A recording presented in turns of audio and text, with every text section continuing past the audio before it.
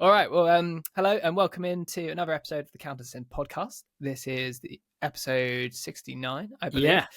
And I'm joined by my co-host, Mr. Matthew Lacey, this evening. How are you?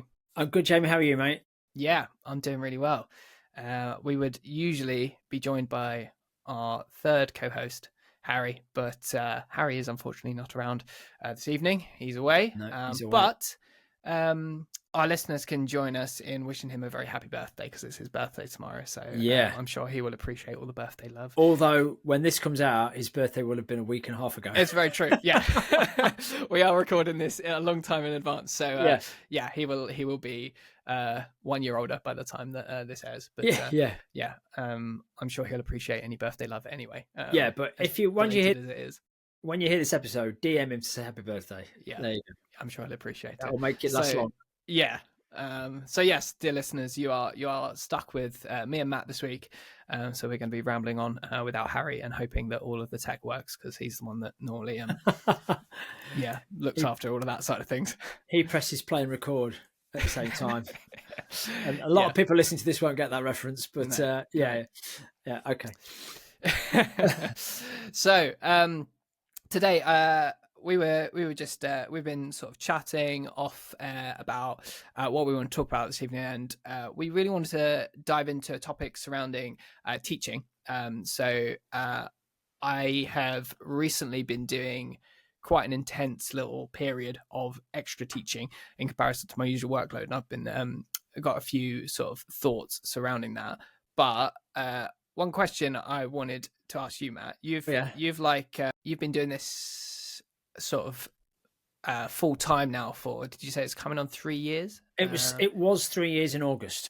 3 years in August. Wow. Yeah, it's flying by. It has flown by. Yeah, it's really good. And I did a little bit of teaching prior to that. I had a couple of friends of friends, my mate's nephew, kind of a guy in a band. His son wanted to play drums, and I played in his band a couple of times. So could you come round because it was local?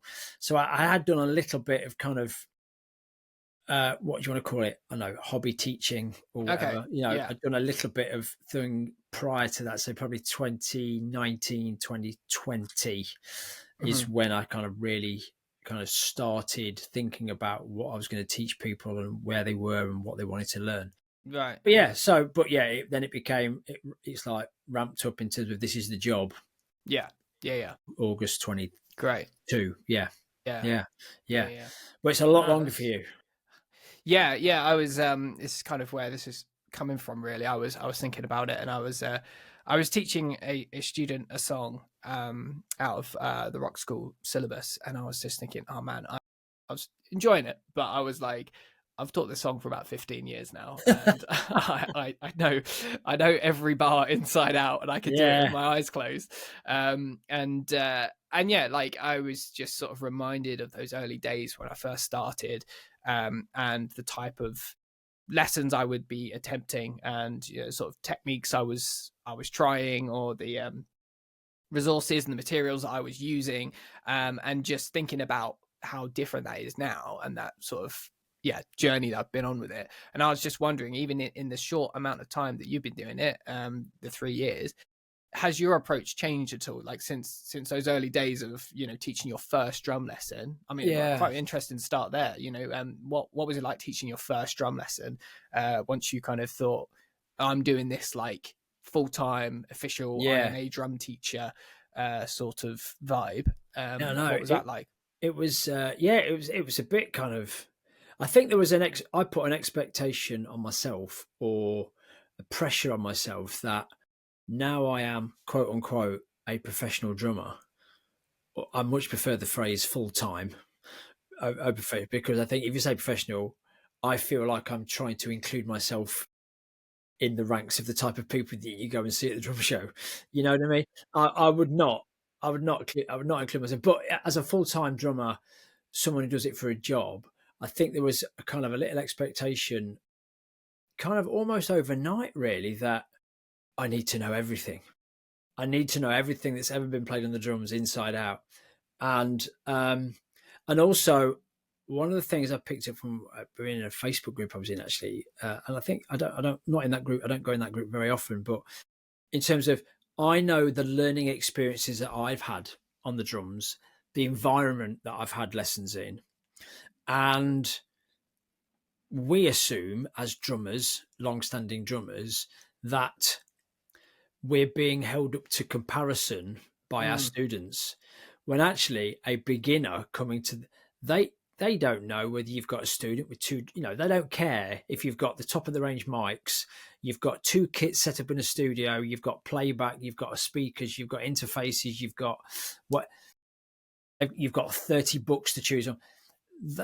They just want to know how do I hold the sticks? Yeah. They don't care what cymbals you got, or like what your setup is, or whatever. They're like, I just want to. Case in point, because I was going to students' houses, and I was going to students' houses who were beginners and didn't have drum kits. Wow! So you could teach a lesson without a drum kit. Like, so I did numerous lessons, and then I got a couple of kits to rent out to students because I thought there was an opportunity where, well, I want to retain them as a student, but parents don't want to spend a lot of money on an e-kit. And also, like any musical instrument, a parent has got, what's the right guitar to buy? What's the right piano to buy? What's the right drum kit to buy? It's all, they're looking for guidance. Yeah. So, those first few lessons were, I don't feel like I'm doing enough here.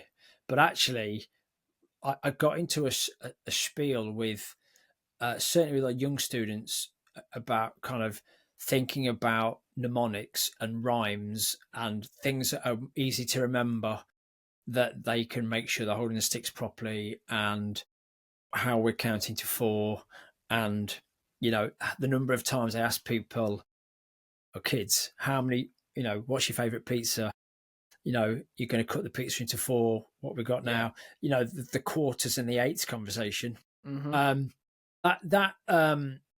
used to do that a lot. But I remember this one lad who I still have lessons with, and we had pad lessons for 6 months before we got a kit. Wow. And he rented my kit for a little bit, his parents did. Then they bought him his own, same model. And you think, what am I going to talk about this week? And in a way, because they're like, it's like the old school. I remember, if you listen to the drummers who were learning in the 40s and the 50s, you were only allowed a snare drum for 3 years, and you did rudiments. And then once you'd done them, you were allowed to go to the kit, those old school stories. Because of it, I was able to do sneaky rudiments with these beginners, without telling them this is a paradiddle, this is a paradiddle diddle. It was all about making games of rights and lefts, and then understanding where the metronome and the count, and very often I had students who were doing stuff on pad. They were, they'd never looked in a debut grade book or a grade 1 book. From memory, there are no 16th notes in grade 1. But I'd got students playing 16th notes on a pad with a click, because that's what we'd had to work with for like 2 or 3 months. And I don't say that as any kind of, hey, pat me on the back, but that's how far you could go down that road before you kind of think about, okay, now we're going to put the right hand on the hi-hat, and now we're going to count to 4, but we're going to count the eighths. And so, it was a bit, when I started doing it full time, last point, then I'll ask you, but to ask your question about what was it like what was really weird was like, well, people have just sent me money to do that. That was like, I've done a lesson and they've gone, no one's questioned the value. No one's questioned, I really enjoy that. Thank you very much. Here's the money. Yeah. And it was, okay, right. People really enjoyed it, and they paid for to be, that was a big thing. Yeah. It was a really weird thing to get my head into. Oh, this is all right. Okay. No one laughed at me and didn't want me back, or, and they actually gave me money to do it. And then it was like a pressure of like, wow, okay. I need to, the pressure was on myself. I put it on myself. Yeah. To be right. I need to have a plan for next week. Yeah.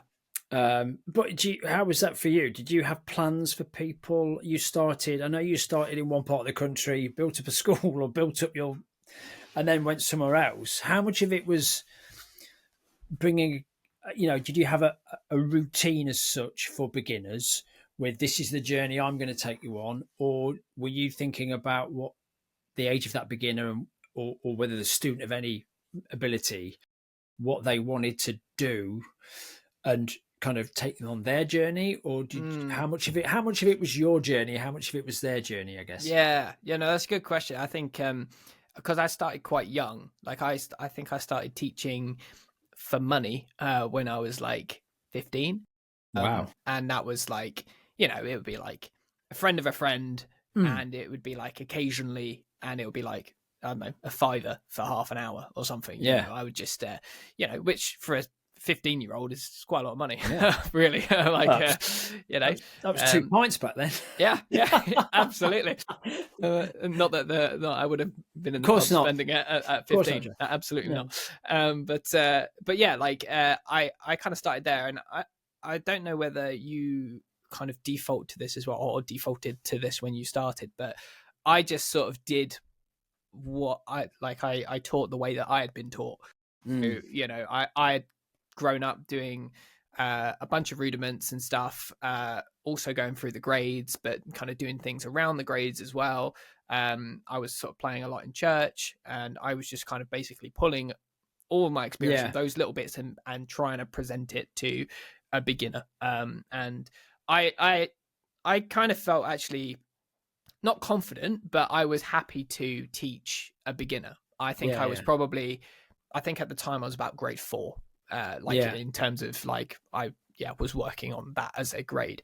And for some reason I was like, yeah, it's fine. I'll actually like give a lesson, and it's fine if they want to, I think because it was friend of friends, I didn't feel too bad. But then when it started being like, oh, their friend recommended someone else, and eventually it was 2 or 3 people that I had no connection to wanted lessons, then I was like, oh, okay, these are like, they're coming to me because they're of reputation and recommendation sort of thing, rather than they just know me and want to kind of support what I do or something like that. So that was when I think the pressure kind of went up, and I felt a little bit like, oh, I've got to like actually learn what I'm talking about and stuff.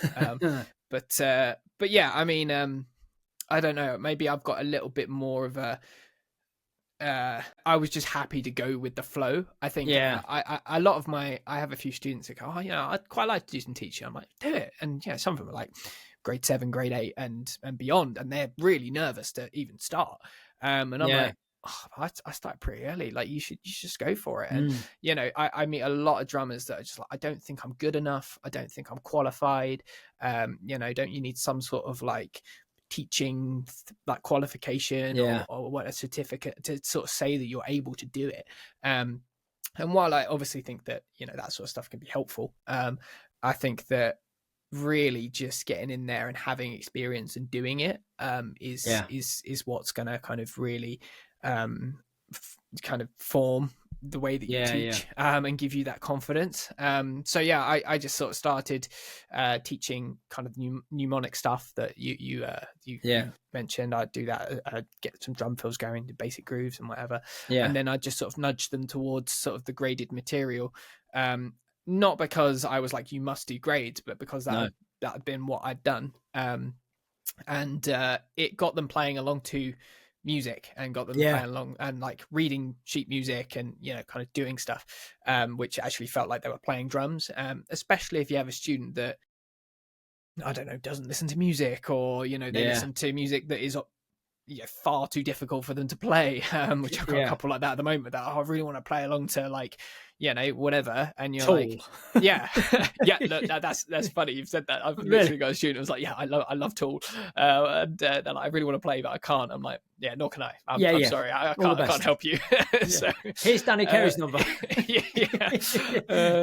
So like while obviously I don't think that you have to do grades, I'm not saying that you should, but I do think that sort of framework can be helpful, especially for young teachers, actually, to just be like, okay, this is a beginner book, this is grade 1, this is debut grade, whatever you want, and just be like, I know I can read this, and even if I couldn't read it off the bat, I don't have to. Maybe it's like oh, the student needs to know how bar one goes. I know how bar one goes. It's great.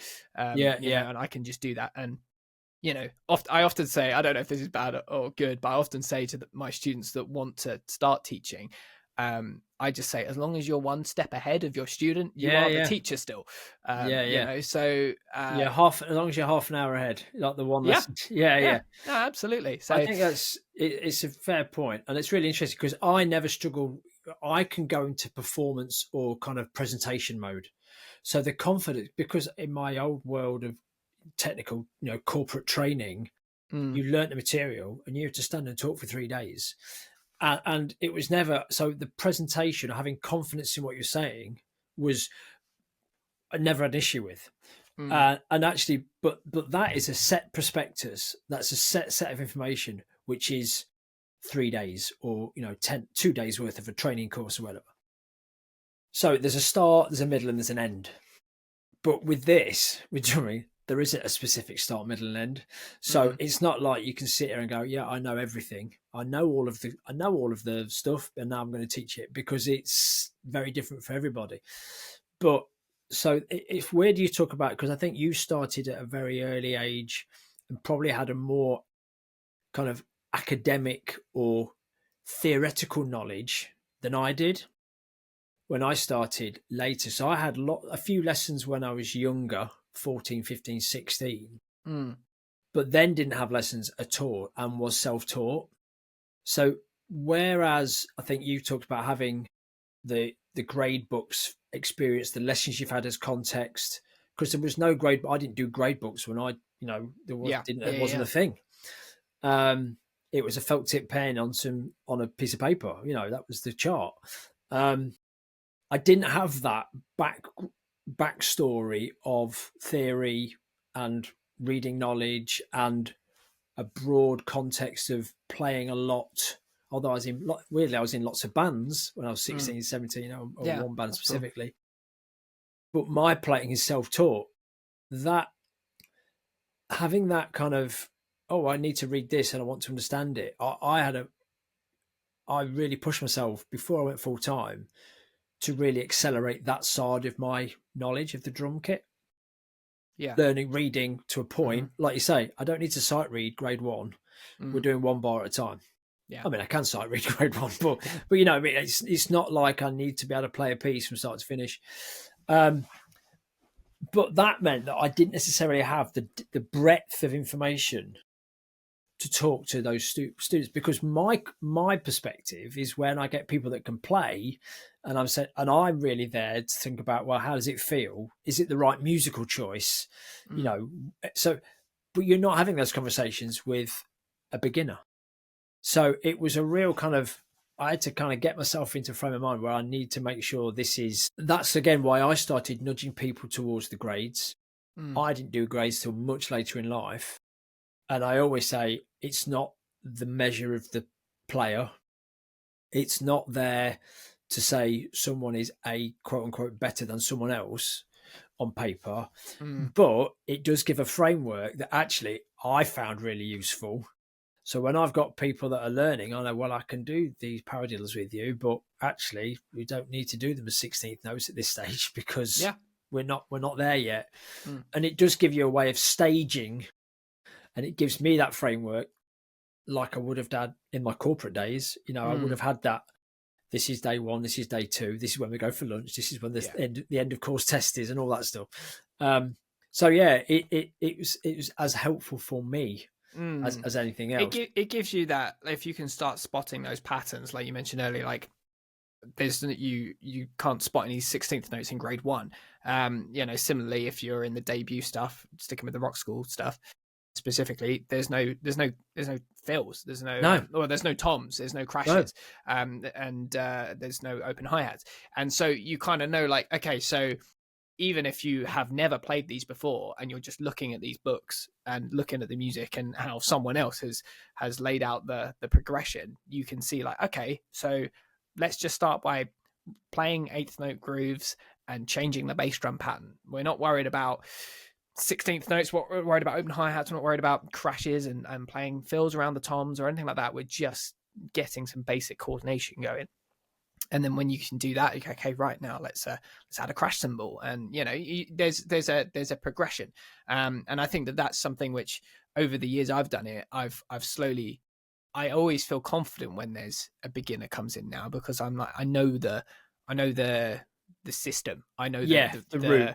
the route that they've got to go, the order that they've got to learn things, Yeah, and sometimes like your students you talked about, they can play 16th notes already, and I'm like, brilliant, we don't have to kind of start at the beginning, you've kind of learned a bit yeah, further, or actually sometimes there's a few students that come in that have like one bit of the puzzle from like really far down the road, and they've kind of missed everything, and you're like, I know you can kind of play that kind of funky beat, but you have no clue what you're doing, and you've just done it because your mate showed you it, and we need to go back to the start and like literally like learn how to like hold sticks, and that's that's a different thing, but there is a progression, I think, and over time you can sort of piece together like, okay, once you've done that, we can do this, and then when you can do that, we can do this, and you just keep moving them through it.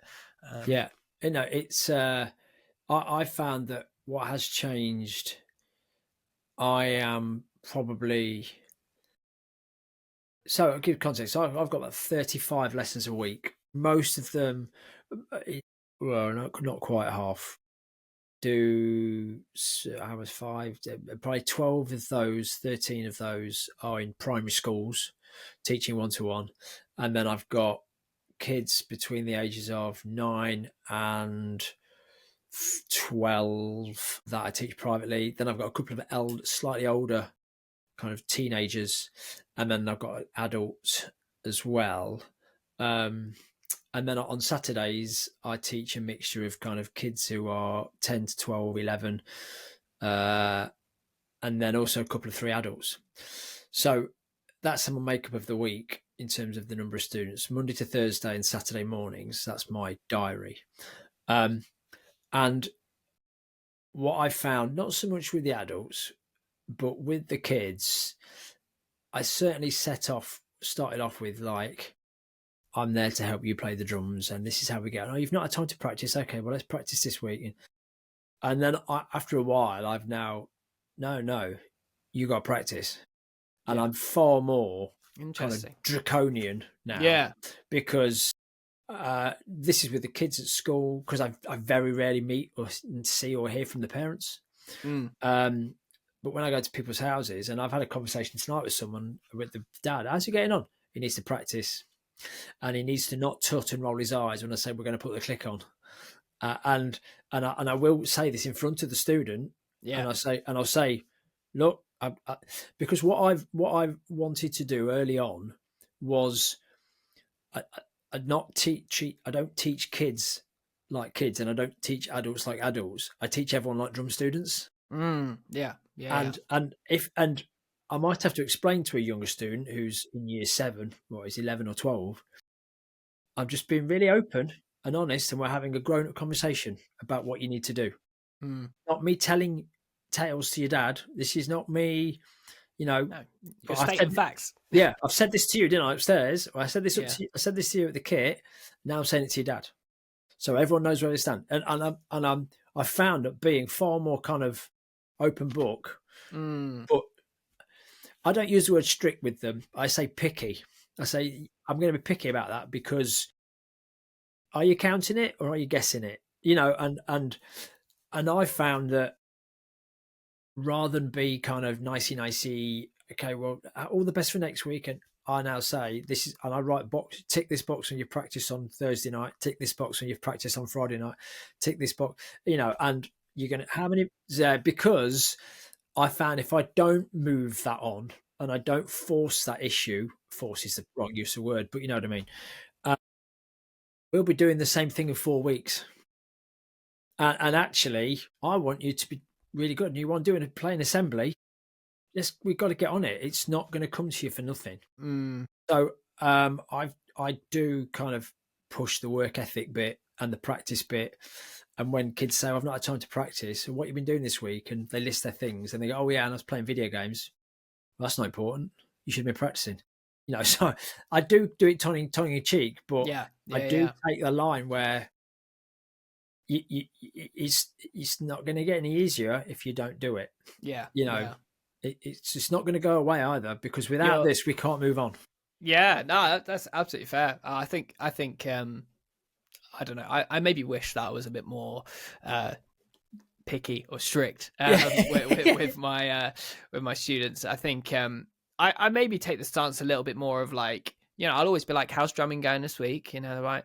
The classic answer is, oh, I've done a bit, which is, which I say, oh, you mean none? Yeah. That's exactly it, and that's them kind of their least guilty way of saying I haven't touched sticks in the entire time since I've last saw you.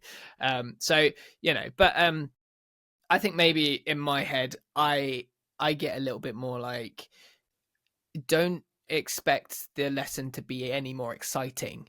This is your fault that we're doing this again. And so I kind of, I don't take anything from, I'm just like, we're doing it again. And if you question that, I'll say the reason we're doing this is because you didn't do it during the week. So we're doing it now. And unfortunately, we will just drill down in what really should be practice now. And I won't necessarily make them play like the same thing the whole lesson, but I just I want them to see like they will not make the progression that they want to see if they don't do something in between our lessons. And most of the time, if I'm honest, and this is something else I maybe want to ask you, like it's not that they can't play it. I think that's my biggest issue. It's like you've got the piece. You can play, how to play an open hi-hat, how to play that fill, that there's a crash cymbal at the start of that section or whatever. Like they know that, but because they haven't played the piece in a week, they get there and it's like this surprise and they're like, oh yeah, crash. Oh yeah, it's that bit where it goes on the floor, Tom. Like whatever. Like and it's just them reacquainting themselves with the piece. And I always feel like every lesson it's like it takes 5 sometimes 10 minutes for you to be like, okay, cool, now I'm back to where I was at the end of last lesson. I remember what we were doing.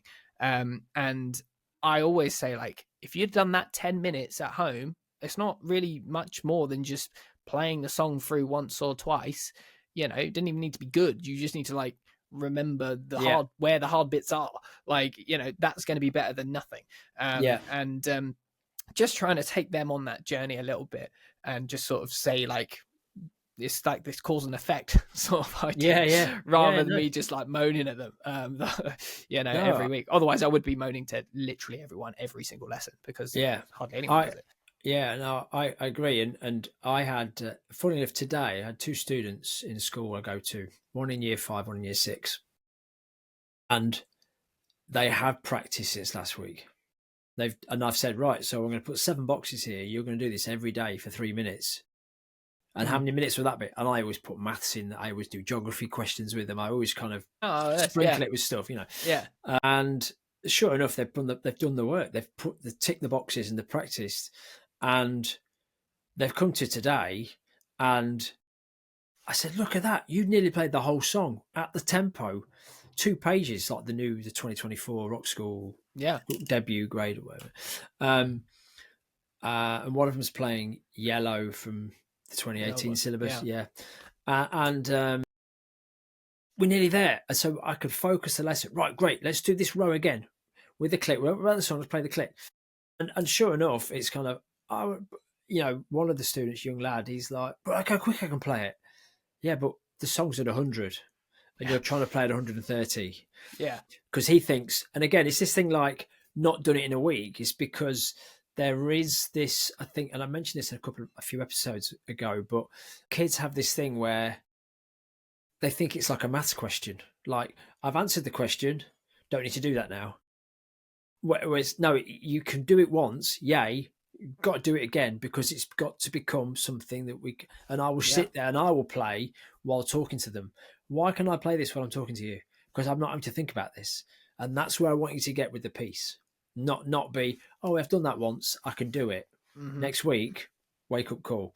So, but credit's where credit due. And I've really ramped up the positivity. Look, this is fantastic. And one of the girls today, she's playing Yellow, and she's got in a little bit of a muddle. I said, right, section 1, let's do that. Done it, nailed. Section 2, which is like that weird 2-bar phrase in the middle before you go to the chorus at the end, which is 2 bars repeated 3 times. You know it inside out, I'm sure. And I'm sure that every teacher listening to this is nodding their head. Yeah, they know the one. That's the popular one, isn't it? That's the one. Yeah. And I've really we've gone over, and like 28 minutes of the 30-minute lesson, we've been, right, let's go back to the beginning.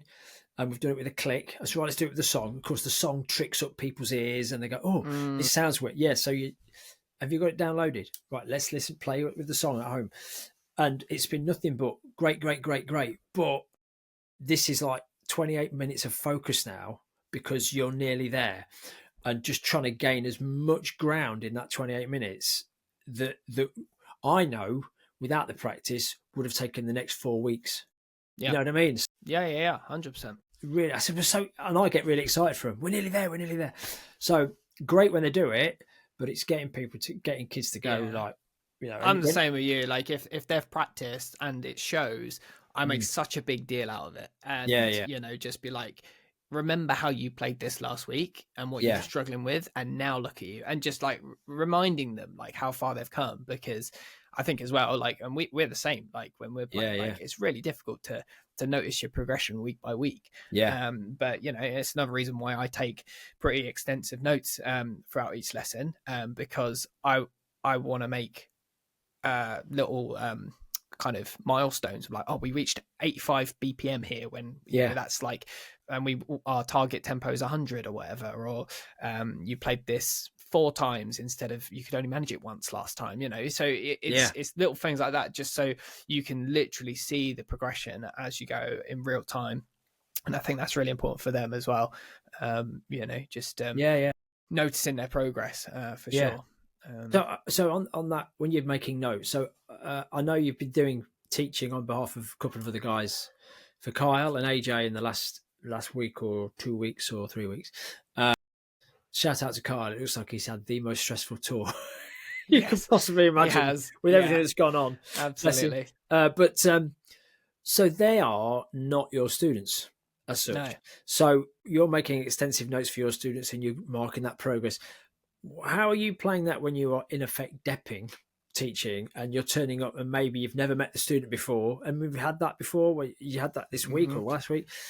What's your approach to those lessons when you are having to assess someone who's just walked in and they are assessing you as much as you're assessing them, I guess? Yeah. So I think it's especially difficult when you've got such a wonderful teacher such as Kyle is, to then kind of fill those shoes, and you kind of have to kind of step into that role, and they're kind of eyes on you, expectant to be like, come on, I normally love my drum lesson, like, you know, this better be good.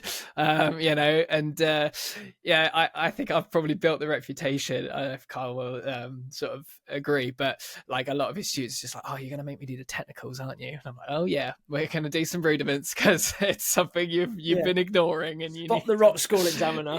I'm just straight in, like, come on, let's do some paradiddles and whatever. So yeah, I mean, with Carl's students specifically, like, he teaches a lot of rock school and stuff anyway, so it's very natural for me to sort of just step in and to teach pieces that I've taught a lot of times or whatever, or not. You know, there's a bunch of stuff where I'm like, oh, I haven't heard this song, I've never played this one before, or, you know, and just sort of that's exciting for me, because I'm like, oh, that is what can we get out of this piece, you know, what's new in here that you know, I've maybe not seen before or whatever. But I think there have been other times in the past where, you know, someone's just rocked up and I'm like, I have no clue kind of how good you are, or what you've been working on, or what your goals are, and it's very different if you know, an absolute beginner who's like 7 walks in, and then it's also different when a teenager walks in who's maybe just like self-taught a bit and wants actual lessons, or maybe it's an older student who's in their 40s, 50s, 60s who used to, or I don't know, he jams with his mates and he just wants to learn to read music or something, you know. It really does vary, but I tend to, first thing I often say is just like, let's play something that you are confident with, or that you are very happy to play. Or with the younger kids, I always say, like, if your mate came around and asked you to play drums for him, what would you play? Yeah. You know, like, what would be the thing you'd do to impress him? You know, and just get them to play something, and then from there, I, you know, yeah, I'm sure you can do it as well. You kind of catch like little things that they do, or little things Yeah. they're not doing, and you go, there's a starting point, and you can kind of jump in and then go somewhere. And I think if you, especially with the older ones that maybe have a very clear goal of, I want to be able to play in a band with my mates, or I want to play my favorite songs, it's very different to kid that comes in is like, I'm here because my mum told me that I should do drums, you know, or, you know, I need to get the UCAS points, so can we do grades, please? You know, it's different, but yeah, you catch a vibe of like, what do you want to get out of this, and where are you at, and then you can kind of like try and plan the kind of bridging the gap between that. Yeah. Is that, how would you approach that? Like, have you had that before? Have you had well, I've had students that have come to me who I teach regularly, but they've had lessons previously with other people. I mean, there's always been a little bit of an imposter syndrome with me there, in terms of, well, Brahmi, you know, I hope I'm as good as their last teacher, you know, or I hope they get what they expect. One lad is just doing his GCSEs now. Actually, he'd done grade 5 performance certificate, the video thing, wants to do grade 6, and another guy who's had lessons many years ago. He's kind of, I think, just turned 60. Had lessons a few years ago. He's got a couple of the Steve White books. He can work through stuff. He can read it. He's working it out. And I've been going to his house for a couple of years now. And it's kind of, okay, so let's see what you could do. And I've had a couple of people come in for trial lessons at the studio I teach on a Saturday. And they want to do a certain thing, and okay, well, I mean, it's like, okay, well, play what you can play. Then it's a similar thing, really. Or show them, not kind of show them what you can do, but what is it you've done? So, or what did you do for grade 5? Show me one of your pieces. Yeah. What is it you want help with?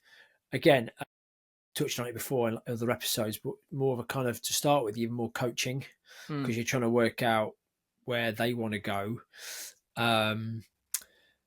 But yeah, and then have a play. Okay, right. And then what I'm firstly probably doing, and we talked about this a little bit before we press record, is I'm looking at technique first. And the thing I start to talk about more with most of my students now, if not all of them, it's not what you're doing, it's how you're doing it. Yeah. And I've got these guys that can I says, I don't need to teach you a song, because you can pick up a grade book, or they may, what they're not great at, because they've only ever like looked in a book, is that, well, let's listen to this song and work it out. So it's a 4-bar guitar intro, then you're coming in on the crash of 1 of the bar 4 or whatever, and then oh, now you listen to what the bass, I can't really hear the hi-hat. Well, it's there, look, listen, and build up. Because this guy's learning songs for his band. Yeah. I want to do this one this week. I haven't had a listen. But what he can't do is chart out what it looks like, and he can't convert that into playing along to it, because he doesn't know what it looks like, because he can't see the dots. Yeah. So I'm bridging that gap for him in terms of, let's listen to it. This is how you chart a song. That's how I would chart a song. And that's me. The conversation I'm having with him is more about the craft of working out a song with your band. Yeah. And how's that? I said, well, I think he gets so caught up, because he's done a lot of book stuff, is he wants to play it exactly like the song. But this isn't, I said, but this is not a grade piece. This is you and your band. What arrangement are you doing? Yeah. Is it a medley? Are you doing the intro as per the record? Who's counting it in? It's the admin of the song rather than playing the drums. You know what I mean? But yeah, very often it's, well, okay, you're trying to play that fill, but you're not getting around the kit, and you're losing time because you're not letting the stick come off the head, and your weaker hand is very stiff, and you're playing with your forearm. And I can see the whites of your knuckles on the stick. So that's when I start to zoom in on that stuff. Similar to as you said before, you can play this song and you can play your rock beat, and again, because he's in his 60s, he's got a massive memory of great music. He's got so much kind of learning or listening experience to call on. He knows his artists. I don't have those conversations with 10-year-olds. Yeah. Yeah, exactly. They listen to a song, they don't even know who it's by or what the name of the song is, Yeah. But then I say, well, look, have you got a practice pad? No.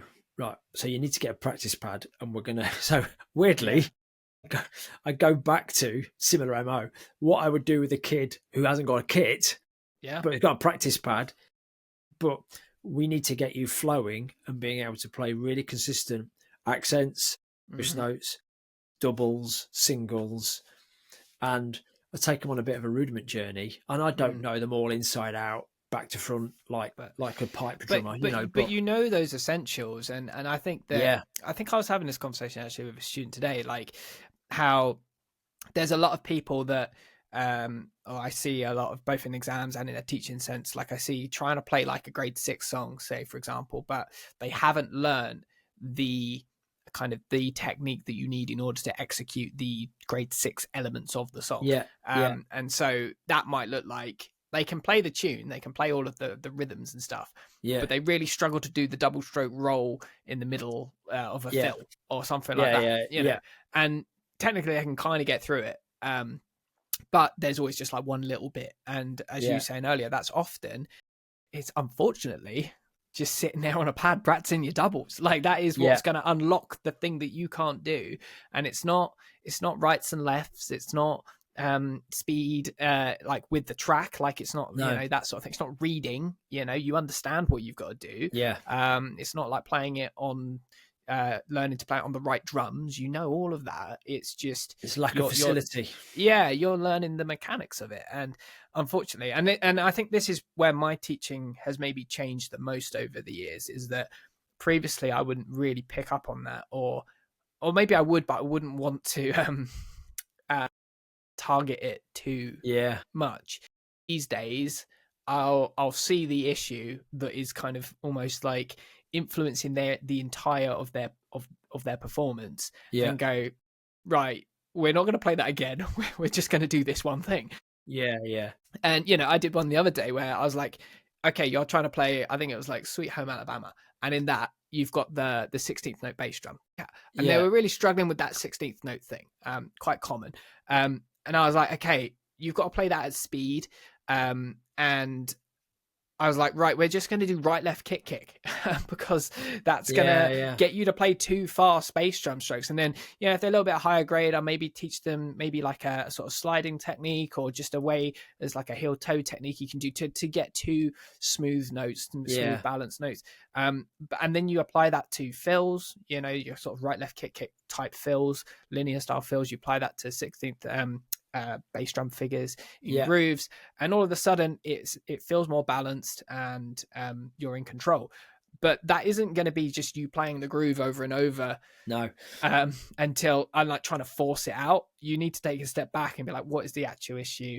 It's this thing. And then, you know, it's the boring side of it, which I'll make them do, but you can tell they're like, why are we just playing a rudiment or a pattern over and over? What's this? But I think that's the thing that you know, I find that you like zoom in on the glitch, and again, I've had that with it was Sweet Home Alabama, or one of those when we start introducing that 16th note. I think is it Cold Pants in grade 4? Do that kind of on the of the one or whatever, and just playing a 16th note bass drum into an 8th note snare or whatever. It's so we're going to pull that out, and we're going to do the exercise for that thing. And if you play that bar or that row, if you play that bar, you're practicing it once. And what we want to do is ramp up the efficiency of the practice by the repetition. So we're going to write a bar out in which we have to do it twice, or we're going to do it on every beat, just to cycle it, round and round, and just because it's no point. Like I always say, like if you're struggling with bar 12, start with bar 12. Don't go back to bar 1, because you get really good at bars 1, 2, and 3, and then we're not so good at 7, 8, and 9, and the 10, 11.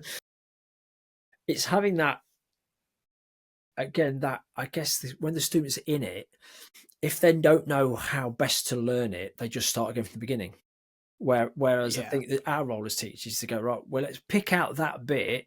Yeah, this 100%. Is the bit you need to focus on.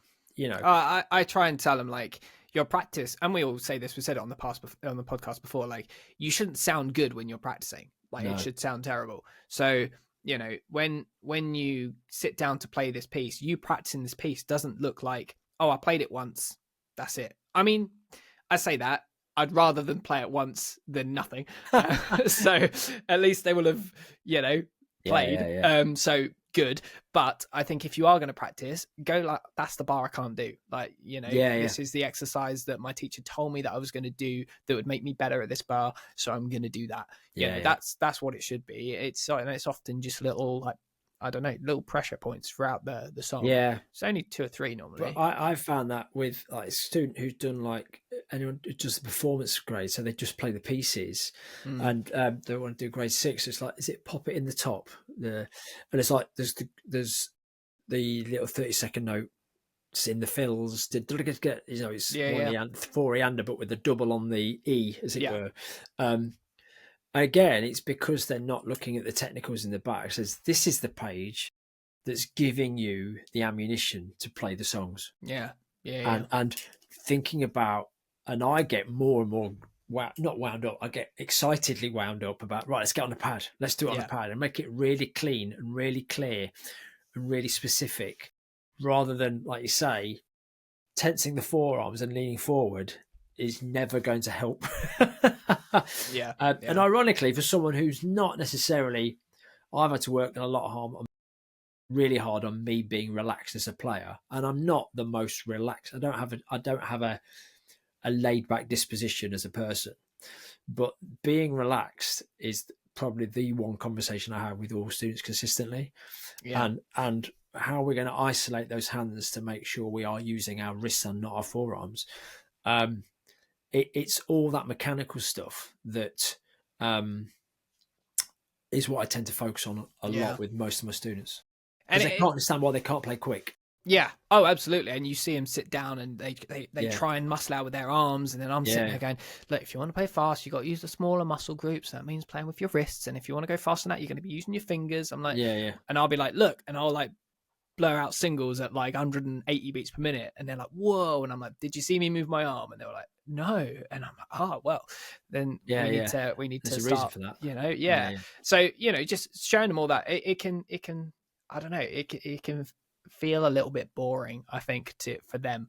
I mean, I try and find ways to make it fun, or at least show them why it's important. I always think that's probably the most the thing to communicate to them the most, because if they don't really see the connection between what you're doing and what is on the page, or like the end result, then obviously that's difficult. But I think you're right. You kind of have to strip it back to that core element and just target that and work on it. It's the best way to do it with them. But yeah, I think one of the thoughts that I kind of had was, I remember teaching in my early days and getting very, very caught up about them trying to play it perfectly.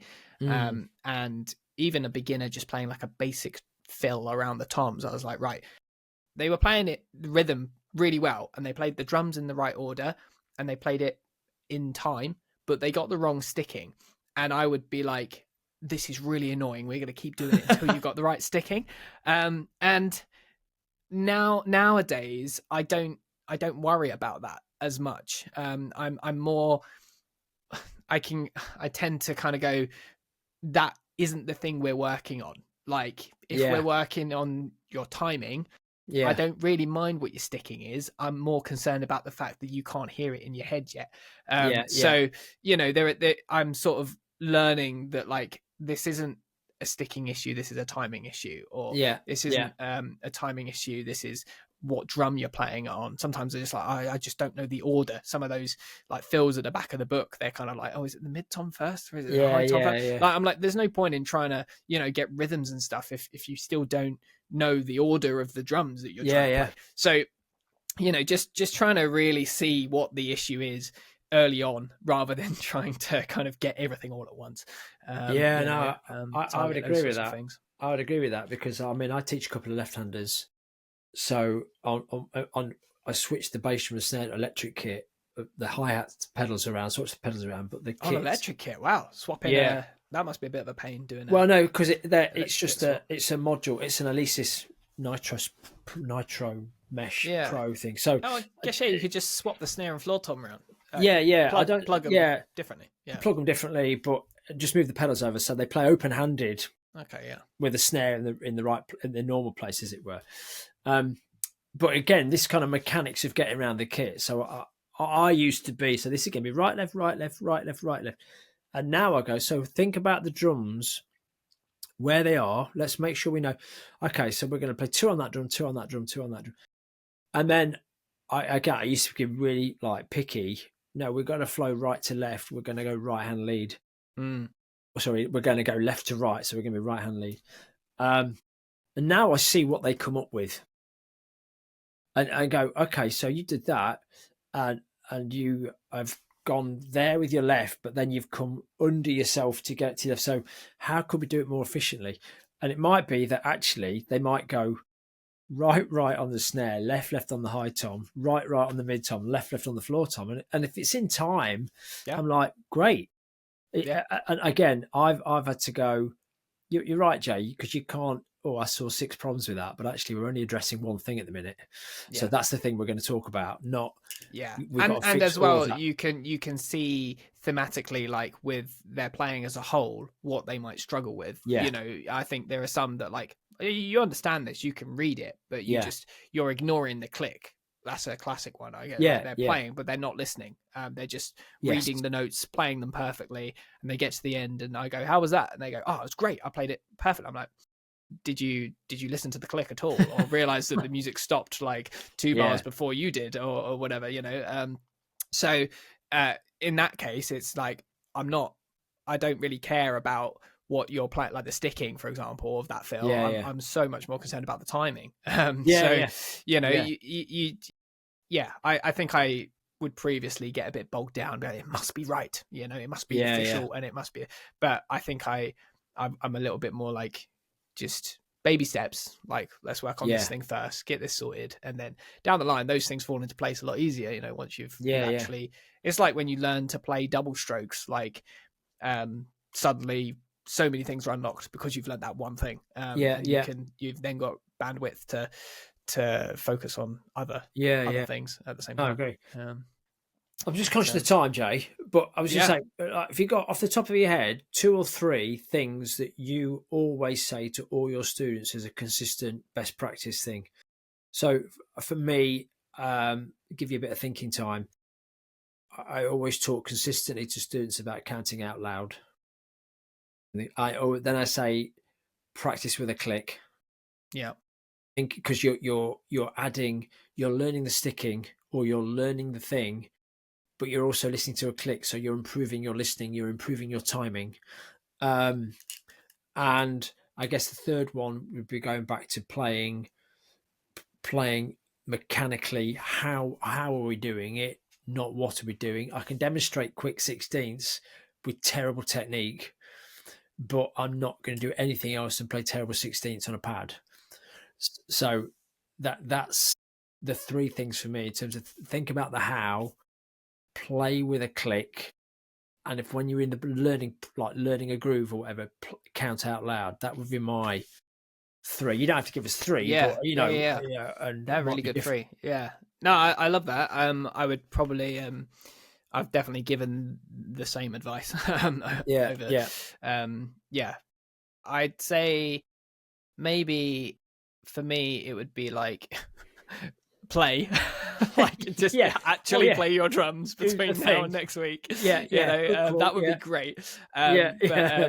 No, I always say little and often. Like, I think that a lot of students can get in their head that they've got to sit down and do like the length of our lesson, but in practice. And I'm like, no, like I don't sit down for half an hour and practice. Like, just 10 minutes twice during the week. It would be better than not. And I think just keeping it fresh is always the biggest thing for me. As I was saying earlier, I think one of the biggest issues that a lot of my students have, or I see, is that people just they can play it, they just got to refresh their memory of what it is. And so I think playing it short but regular throughout the week will just really help.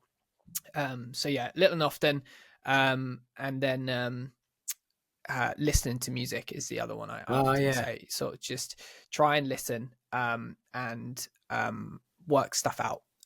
Just see if you can hear the bass drum parts, or see if you can hear when they switch to the ride, or even just like basic things that you don't really think about, just like where does the chorus start, and stuff like that. Just put in a sort of a rhythm on it, or like can you clap in time, those sorts of things. So listening to music little and often, I think, are my two main ones that I'm going on about. But yeah, I like yours as well. They're all good cool, tips.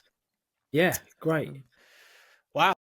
Well, we've done great. Good chat about teaching and stuff. I don't know what we're going to call the episode yet. No idea. But it's all good stuff. We'll have just ring Harry. He'll tell us what to call it. Yeah, he's the one that ends up naming all the episodes. Yeah. But hopefully this may appeal to students and quite a few teachers listening as well, I think. So hopefully this, you either were nodding profusely at your listening device, or shaking your head, or a bit of each, or maybe you've got your other top tips that you feel that you always talk to all students about, or one thing you maybe do differently now that you weren't doing when you first started teaching. We'll put some stuff out on Reels. Find us on Instagram and comment along. It's at Count Us In Podcast on Instagram. If you teach drums, drop us a message, say hello. That'd be great on there. But also maybe send this to another drum teacher that you know who perhaps hasn't found us yet and doesn't listen to us yet. I've had a couple of comments and messages in the week from people who are listening. Thank you for that. Appreciate the support. But you can, it'd be great if you could share an episode with someone. If you can work out how many thousands of buttons you have to press to give us a 5-star review, that would be great as well. Because we really want to kind of start to grow our audience into next year as we're creeping up to Christmas. So actually, Jay, you need to say Happy Christmas to everyone, because this is your last. Of course, this is your last episode of 2025. It is indeed. Yeah. So Happy Christmas and New Year. That sounds so weird. We're still mid-November at the moment. But I guess I will not be catching up again until it'll be January. I think we're gonna have one more after this, aren't we? And then we're gonna have like an annual week so I think off over Christmas. At some point, so the next episode, which comes out mid-December after this one, I should be doing with Harry, because you're off to the other side of the world to mark and grade. Indeed, pupils. Listen to all the songs that we've just been talking about. See a lot of people play Yellow. Great. Hope it's great. But me and Harry will do an episode after this one, and then excuse me, then it'll be Christmas. But so please, if you want to support the podcast financially, we'd love you to send us buy us a coffee, which only costs £3, and that can be done at www.buymeacoffee.com/Count Us In Podcast. You'll find us on there, and you can donate a latte or whatever, just to say you appreciated the episode. That would be cool. We will be getting episodes out every 2 weeks into 2026 as well, and we're looking forward to catching up with everyone over Christmas at some point. But teaching, and the ins and outs of getting started and what we do now that we didn't do before. Perhaps need There to we are. trim the title down a bit. Yeah, work on that. But yeah, But something like that. good to chat, Jay. Good to Yeah, catch up, it's good mate. stuff. Thanks everyone for listening, and we will catch up with you very soon on the next one. Yeah, Take care. look forward to it. Nice one. Bye. Cheers. Bye.